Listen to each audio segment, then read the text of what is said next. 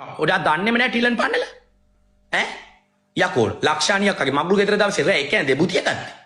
ආව දන්නේ නැහැ කියලා ඔයා කිසිම තැනක කිසිම වෙලාවක කියන්න එපා. අපි ආශ්‍රයක් නැහැ කියලා කියන එක වෙනම එකක්.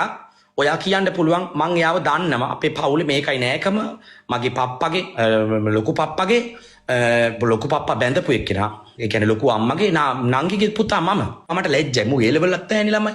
ඊට පස්සේ රංගපාන්න ගියා. ඒකට තමයි ඉස්සෙල්ලම ජැක්සන් ඇන්තනිගේ නෝනත් එක්ක රංගපාපු අර මේ බෙනෙට් මාමගේ කතාවට ගියේ. ඒ කාලේ අපි ඒ ලෙවල්. මම එතකොට උසස් පෙළත් ඉවරයි. දන්නවත් දන්නේ විස්තරේ. බොරු කියන්න එපා. එතකොට මල්ගුල් ගෙවල්, මල ගෙවල් කීයකද ඔයා මට හම්බෙනවද? පවුලේ. මෙයාලා මම බාහනේ දානේ වලට එහෙම ඇවිල්ලා මේ අනේදි. කට්ටිය හෙර අර එහෙම රංගපානවා ළමයි ස්වභාවය. කියන්නේ එයාට ප්‍රසිද්ධ පිස්සුත් තියෙන නළුවෙක් කියලා ඔලුවට අරගෙන. ඔයා නළුවෙක් කියලා ඔලුවට ගත්තා මට ප්‍රශ්නයක් නැහැ. ඔයා මට අදාළත් ඔයාව ගණන් ගන්නෑ කියලා තමයි මට කියන්නේ. ඔයාගේ නම කියවක මම ප්‍රසිද්ධ වෙන්නේ නෙමෙයි මම නම කිව්වේ.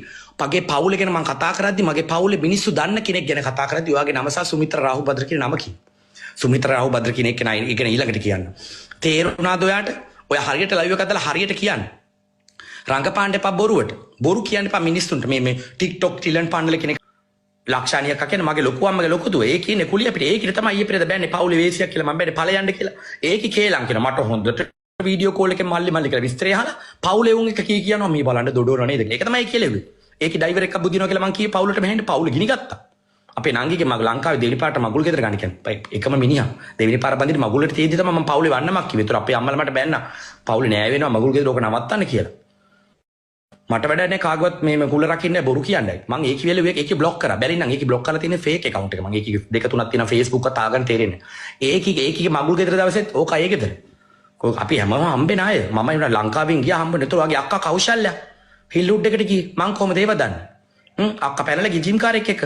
පොඩි කාලෙම නන්දිනි මම ජානකි නන්දර ගොඩක් එක මානසික බලපෑවා. ඇයි ඔයගේ බොරු කියන්නේ? අමන් දැන් ඔයාව දන්නවා කියලා පෙන්නන්න කියන්න එපා මේවා. අන්න පබලු කතාව ඊළඟ ඊට පස්සේ මෙයා ටෙලිනාට්‍ය ෆීල්ඩ් එකට ගිහිල්ලා මෙයා තැනකට ආවා. මෙයා සල්ලිකාර කෙල්ලෙක් අල්ලගත්තා. ඒ කෙල්ලටම අවබෝධයක් තියෙනවා මං කෙල්ලව නම් දැකලවත් නැහැ මගුල් ගල් වලට ගියෙත් නැහැ මෙයාගේ. මෙයාලා හරි ලොකු වේ. මෙයාට ඕනේ ළමයි මහින්ද රාජපක්ෂලා වගේ තාත් අර ක්ලාස් එක ෆැමිලි කෙනා වගේ හැමෝම සේසත් වරන්න සවරන් වනන්න ඒ වගේ හරි කපටි මිනිස්සු ළමයි.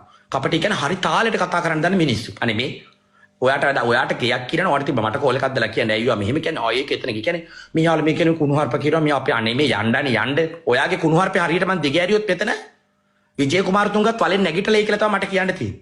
ඔයා කාගේ කවුද කියලා මං දිගාරින්නේ නැහැ මෙතන. මං එච්චරයි කියන්නේ තියෙනවා DNA වார்த்தාව කරන් එන්න.